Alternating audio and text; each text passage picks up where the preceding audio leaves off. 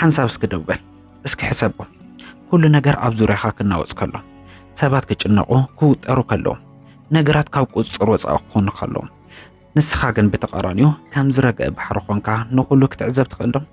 መብዛሕትኡ ሰብ ህይወቱ ብስምዒታትን ብዋጭዋጭ ዓለም ይዝዘዝ። ቅሩብ ነገር ምስ ዝተብሃለ ይናወጽ፣ ቅሩብ ጸገም ምስ ረአየ ይጭነቕ። ግን ሓደ ሚስጥር ክነግረካ፣ ምርጋእ ማለት ስቕታ ጥራሕ ዘይኮነስ እቲ ዝዓበየ ውሽጣዊ ሓይሊ እዩ። ምርጋእ ማለት ኣብ ማእኸል ማዕበል ኮንካ ንባሕሪ እትእዘሎ ዓብይ ነጥቢ እዩ። ሰላም ከመይ ቀንዲኹም ስድራ ዛ ቻናል። ሎሚ ብዛዕባ ሓደ ኣብዛ ዓለም እዚኣ ኣዝዩ ክባርን ዝደለናይ ነገር ክንረክብ ዝሕግዘና ሚስጥር ክናውግዕ ኢና፣ ምርጋእ። እዛ ቪድዮ እዚኣ ካብቲ ዘይረብሕ ህይወትካ ክተውፀካ እያ። ነቲ ኣብ ውሽጥኻ ዘሎ ሰላም ክትረኽቦ እትሕግዘካ ፍልይቲ ቪድዮ እያ።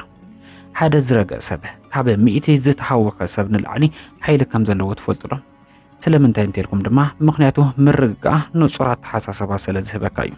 ኣብ ዝተሃወኸ ማይ ምስሊ ርእስኻ ክትሪኦ ኣይትኽእልን ኢኻ። ምስ ፅረይ ግን ኩሉ ነገር ንጹር ይኸውን። ኣይምሮ ምስ ረግአ ድማ ንጸገማትካ ብትብዓት ክትሓልፎ ትጅምር ኢኻ። ምርግጋእ ልማድ እዩ። ክትምሃሩን ክትሃንጹን ትኽእል ኢኻ። ሎሚ እምበኣር ነቲ ምርጋእ ከመይ ገይሩ ህይወትካ ከም ዝቕይሮን ኣብ ዝኾነ ኩነታት ብኸመይ ርግእ ኢልካ ከም እትስጉም 5 ሚስጥራት ክንርኢና። ዘለኩም ሓይልን ዓቕምን ኣብዚ ጉዳይ እዚ ፀንቂኩም ክትጥቀሙ ድልዋት ዲኹም? ድልዋት እንተኾንኩም ላይክ ብምግባር ነዛ ቪድዮ እዚኣ ጀምርዋ። ሓደሽቲ እንተኾንኩም ስድራና ኹኑ ክትጥቀሙ ኢኹም። ሕዚ ናብተን 5 ንምርጋእ ዝጠቕማና 5 ሚስጥራት ከስግረኩም። ናብታ ቀዳመይቲ ሚስጥር ክንሓልፍ ተለና ትንፋስካ ተቆጻጸሮ። ሰባት ክጭነቁ ክፈርሑ ወይ ከዓ ክቁጥዑ ከለዉ እቲ ቀዳማይ ዝቕየር ነገር ትንፋስና እዩ። ትንፋስ ይሓጽር፣ ልብኻ ድማ ብቁልጥፍ ክወቅዕ ይጅምር። እዚ ማለት ኣካልካ ንኣእምሮኻ ሓደጋ ኣሎ ዝብል መልእኽቲ ይሕልፈሉ ከም ዘሎ ክትርዳእ ኣለካ። ምርጋእ ግን ካብ ስጋኻ እዩ ዝጅምር። ኣብቲ ዝኸበደ ኩነታት ኮይኑ ንሓንቲ ደቂቕ ጥራሕ ትንፋስካ ክትቆጻጸር እንተኽኢልካ ንኣእምሮኻ ኩሉ ሰላም ኢልካ ትእዞ ከም ዘለኻ ክትፈልጥ ኣለካ። እዚ ቀሊል ዝመስል ስጉምቲ ንኹሉ ኣብ ውሽጥኻ ዝፍጠር ዘሎ ህውከት ብቕጽበት እዩ ዝቆጻጸሮ። ካብ ሎሚ ጀሚርካ ሓደ ዘይሕጉስ ነገር ምስ ዝተብሃልካ ወይ ከዓ ጸቕጢ ምስ ዝስምዐካ ቀልጢፍካ ኣይትዛረብ። ርግእ ኢልካ ዓሚቕ ትንፋስ ውሰድ። እቲ ኣየር ናብ ሳንባኻ ክኣቱ ከሎ ኣእምሮኻ ካብቲ ምፍራሕ ናብ ምሕሳብ ክሰጋገር እዩ። ትንፋስካ ክትቆጻጸር ምስ ጀመርካ ንስምዒታትካ ትመልኮም ከም ዘለኻ እንዳተረድእካ ክመጽእ እዩ። እቲ ዝዓበየ ሓይሊ ድማ ኣብኡ እዩ ዝርከብ። ርግእ ዝበለ ትንፋስ ርግእ ዝበለ ህይወት ይፈጥረልካ። ሕዚ ድማ ናብታ ካልአይቲ ሚስጥር ክሕልፈካ። እታ ካልአይቲ ሚስጥር ድማ ንዘይንቆጻጸሮ ነገር ኢድካ ምሃብ እዩ። መብዛሕትኡ ጭንቀትና ዝመጽእ ንዘይናትና ሓላፍነት ክንወስድ ምስ ንጽዕር እዩ። ሰባት እንታይ ይብሉኒ፣ ቁጠባ ዓለም እንታይ ክኸውን እዩ፣ ትማሊ ስለምንታይ ከምኡ ኢሎም እዚ ኩሉ ካብ ቁፅፅር ወፃኢ እዩ። እቲ ክትቅይሮ ዘይትኽእል ነገር ክትጭነቐሉ የብልካን። ዓቕምኻ ካብ ኮንቱ ጥፍዓት ክተድሕኑ ኣለካ። ምርጋእ ዝጅምር ኣብ መንጎ ክትቆጻጸሮ እትኽእል ነገርን ክትቆጻጸሮ ዘይትኽእል ነገር ፍልሊ ክትገብር ከለኻ እዩ። ንፋስ ክትዓግቶ ትኽእል ኢኻ፣ መርከብ ግን ክትመርሓ ትኽእል ኢኻ። ካብ ሎሚ ጀሚርካ እቲ ክትቆጻጸሮ ዘይትኽእል ነገር ይኹን በሎ። ሰባት ክዛረቡ ፍቀደሎም፣ ኩነታት ክቀያየሩ እውን ብተመሳሳሊ ፍቀደሎም። ንስኻ ግን ኣብቲ ክትቆጻጸሮ እትኽእል ነገር ጥራሕ ትኩረት ገበር። ማለት እውን ኣብቲ ሕዚ እትወስዶ ዘለኻ ስጉምቲ ማለት እዩ። ካብ ዘይትቆጻጸሮ ነገር ሓገራ ምስ ወጻኻ ሓቀኛ ምርጋእ ክስምዐካ እዩ። እዚ ድማ ካብ ዝኾነ ጸቕጢ ነፃ ይገብረካ። ሕዚ ድማ ናብታ ሳልሰይቲ ሚስጥር ክሕልፈካ።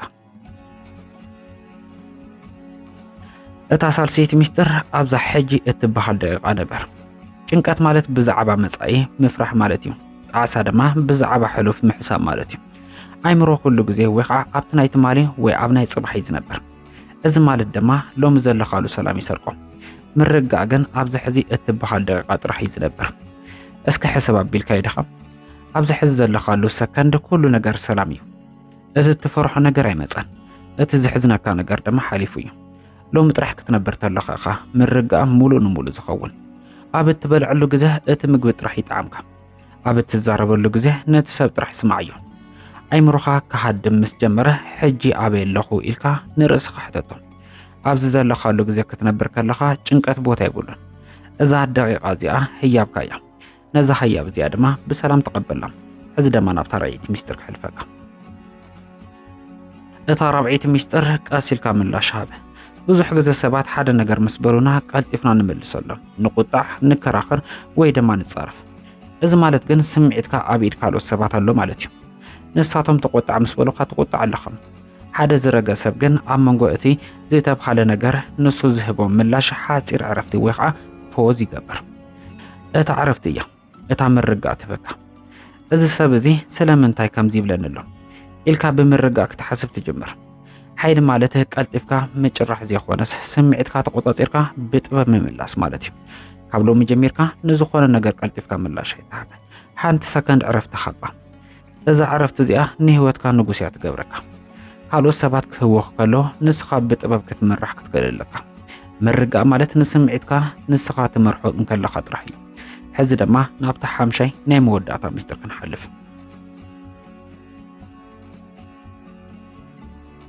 ሓምሸይቲ ምስጢር ስቕታ ዝተመቐራ ዓለምና ኣዝያ ብዋጭዋጭ ዝተመልአት እያ ኣይምሮና ንደቓይቕ ዕረፍቲ ኣይረክብን እዩ ስቕታ ግን ናይ ኣይምሮ መድሓኒት እዩ በይንኻ ኾንካ ስቕ ክትብል ከለኻ ነቲ ኣብ ውሽጥኻ ዘሎ ሰላም ዕድል ትህበለኻ ማለት እዩ ብዙሕ ሰብ ስቕታ ይፈርሕ እዩ ምክንያቱ ምስ ገዛ ርእሱ ክራኸብ ስለ ዘይደሊ ሓደ ዝረገአ ሰብ ግን ስቕታ ዓርኩ እዩ ዝገብሮ ኣብ ስቕታ እዩ እቲ ሓቀኛ ጥበብ ዝርከብ ኣብኡ እዩ እቲ ሓቀኛ ምርጋእ ዝውለድ መዓልታዊ ካብ ዘለካ ግዜ በይንኻ ትኾነሉ ሱቕ እትብለሉ ግዜ ሃለኻ ካብ ስልኪ ካብ ድምፂ ካብ ሰባት ተፈለኻ ብስቕታ ምስ ባዕልኻ ተዘራረብ ነቲ ውሽጣዊ ሰላም ከረእዮ እዚ ሰላም እዚ ምስ ረኸብካዮ ዋላ ኣብ ማእኸል ህውከት ኩን ንስኻ ግን ርግእ ዝበልካ ክትከውን ኢኻ ምርጋእ ሓይሊ እዩ ምርጋእ ብስለት እዩ እዞም ሓሙሽተ ምስጢራት እዚኦም ሒዝካ ተልዓል ህይወትካ ድማ ካብ ሎሚ ጀሚርካ ብብርሃን ክምላእ ግበሮ